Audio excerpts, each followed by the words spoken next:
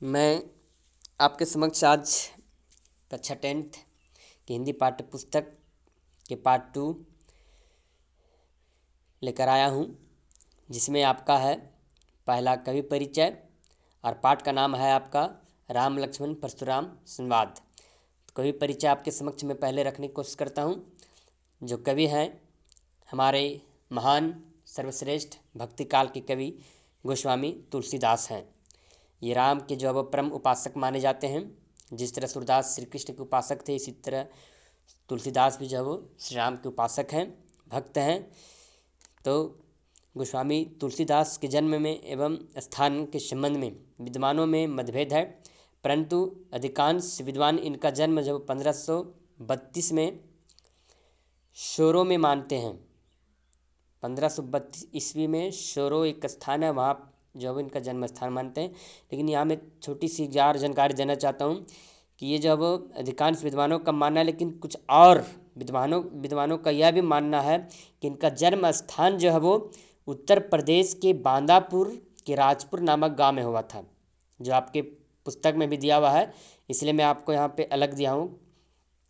आप पुस्तक में पढ़ेंगे तो आप देखेंगे कि उत्तर प्रदेश के बांदापुर के राजपुर नामक गांव में इनका जन्म स्थान भी माना गया है।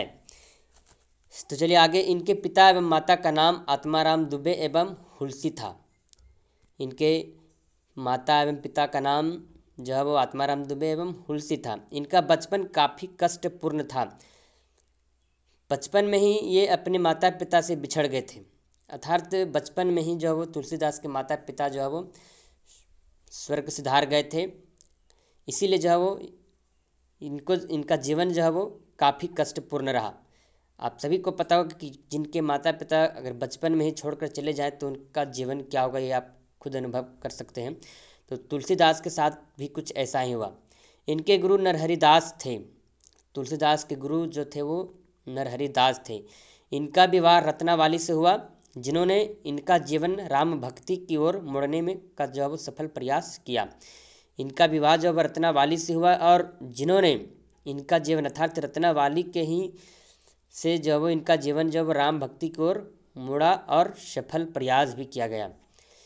आगे है कि इनके ग्रंथ रामचरितमानस में इन्होंने समस्त पारिवारिक संबंधों एवं राजनीति, धर्म, सामाजिक व्यवस्था का बड़ा ही सुंदर उल्लेख किया है। यानी इनका जो आप सभी जानते होंगे रामचरितमानस के बारे में, जो इन तुलसीदास के प्रसिद्ध ग्रंथ भी माना जाता है। तो उस ग्रंथ में इन्होंने जब पारिवारिक संबंधों को, राजनीति को, धर्म को, सामाजिक व्यवस्था का जो बड़ा ही सुंदर उल्लेख किया है, यानी इनके बारे में जो है वो इन्होंने लिखा है। रामचरितमानस के अतिरिक्त इनके अन्य ग्रंथ हैं विनय पात्रिका, दोहावली, कवितावली, गीतावली इत्यादि। तुलसीदास जी की काव्य भाषा जो है वो अवधी है। तुलसीदास जी की काव्य भाषा जो है वो अवधी है। अवधी के अतिरिक्त ब्रज भाषा का भी प्रयोग इनके साहित्य में प्रचुरता में मिलता है, अर्थात जो है वो इनकी काव्य भाषा अवधी है और अवधी के अतिरिक्त जो है वो अगर इनकी काव्य की जो भाषा है वो ब्रज भाषा का भी ये जो वो प्रयोग किए, यानी अवधी के अलावा भी इन्होंने जो वो ब्रज भाषा का भी इन्होंने प्रयोग किया है, क्योंकि इनके साहित्य में जो वो मिलता है देखने को। आगे है कि ये प्रभु श्री राम के परम उपासक थे। मैं पहले भी बताऊं कि ये श्री राम प्रभु के जो ये परम उपासक थे, उपासक यानी भक्त कह सकते हैं।